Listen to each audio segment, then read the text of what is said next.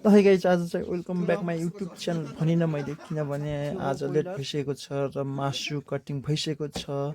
म आज थोडा लेट भइसकेँ त्यही भएर अब अगाडि बढौँ यहीँबाट ल आजको चाहिँ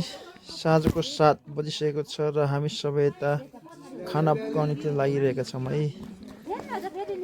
के पाक्दैछ यहाँ के पाक्दैछ पुलाउ पाकिसक्यो ए ल पुलाउ पाक्दैछ यहाँ आज चाहिँ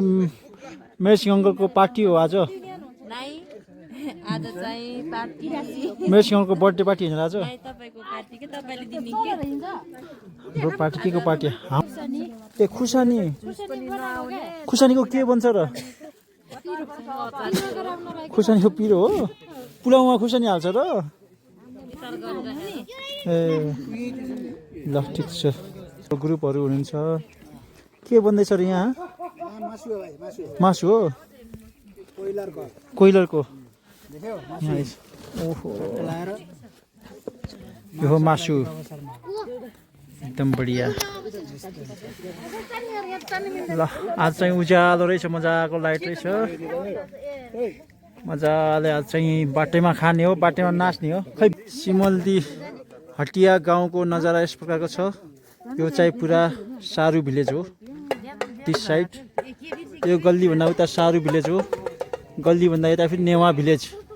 एकदम श्रेष्ठ नेवारहरू पाइजान्छ यो गल्लीभन्दा यतातिर यो साइडमा चाहिँ नेवा भिलेज यो साइडमा सारू भिलेज ओ माई गड यो चाहिँ प्याजको फ्राई हुँदैछ अहिले तगडा है त्यसपछि फेरि यसमा हुन्छ मासुको एन्ट्री धमाका एन्ट्री ल है मासु आएको मासु ओहो के हो मेसिक्सर आज त्यस्तो पनि रहेछ त बोतल हातमा लिएर आमामामा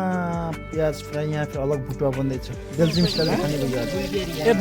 बुल्गेरिया यस बुल्गेरियाको खाना खान पाउने भयो आज बुल्गेरियाको हातबाट बनेको ल बुल्गेरियन खाना आज फुल सुहाएन ल है आइपुग्यो फाइनल्ली पुलाउ चाहिँ तयार भइसकेको छ अब लास्ट 1 मिनट रहेको एकदम देख्दै खामखाम भइसकेको छ उहाँले चाहिँ आज फर्स्ट टाइम बनाउनु भएको अरे तर पनि एकदम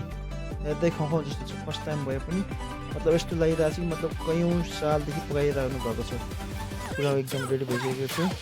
थोडा कुछ कमी भइरहेको छ जसमा किसमिस र काजुको कमी थियो थोडा सा कम भइगयो नै त बाँकी फर्स्ट क्लास छ अब हामीहरूलाई छिट्टै खाने तर्फमा छौँ है यहाँ नानीहरू पनि नाचिरहनु भएको छ एकदम इन्जोय भइरहेको छ बच्चाहरू बाबुहरू एकदम रेडी हातमा र कोही सरहरूले यहाँ पकाउनु भएको छ भने हामी बिल्कुल यहाँ भुटुवा पाक्ने बेला भइसकेको छ वाट इज दिस अङ्कल सुप हो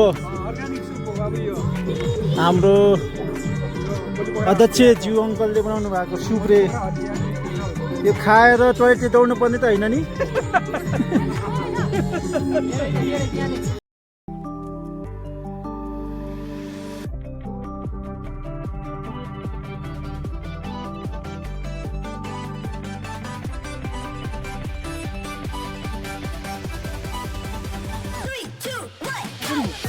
लास्टमा हाम्रो भएको यस्तो बनेको एकदम तगडा बनेको यो चाहिँ के छ भन्दाखेरि यहाँ चाहिँ त्यो चाहिँ लोकल मुर्गा त्यसपछि पुलाउ हो यो पुलाउमा चाहिँ थोडा किसमिसको कमी भयो अनि यो हो आलु र क्याबेजको अचार बाँकी बढिया छ यहाँ एकदम दाइ भाउजू अङ्कल आन्टीहरू पुरा रेडी टु इट ल सुरु गर्नुहोस् अध्यक्षज्यूले सुरु गर्नुभयो भनेपछि सब सुरु भएको ल बस्नु ल आज खास कसैको पार्टी होइन थियो तर गाउँमा यसरी धेरैजना दाजुभाइहरू भेला भएको बेलामा चाहिँ यसो सँगै बसेर कुछ अलग बाहिर बनाएर खाने हाम्रो इच्छा थियो र आज त्यो इच्छा पुरा भएको छ र हामी थोडा एकसाथ खानुमा एकदम रमाइलो लागेको छ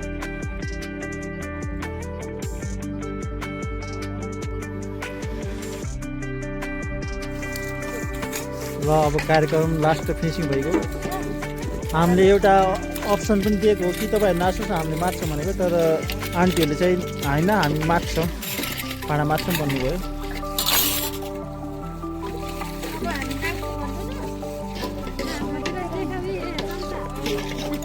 चम्चा थाइल्यान्डबाट मगाएको चम्चा हो र देखाउनै पर्ने ल हेर यो चाहिँ जापानबाट मगाएको चम्चा यता पनि चल्क्या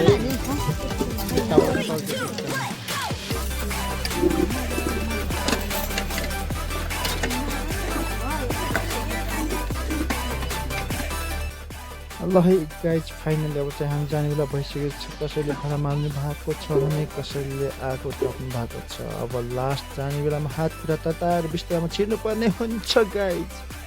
उहाँ चाहिँ मेयर सिंह थापा अध्यक्षज्यूले अझै पनि आफ्नो सुपलाई माया गर्नुभएको छ ल बाई बाई यति भन्दै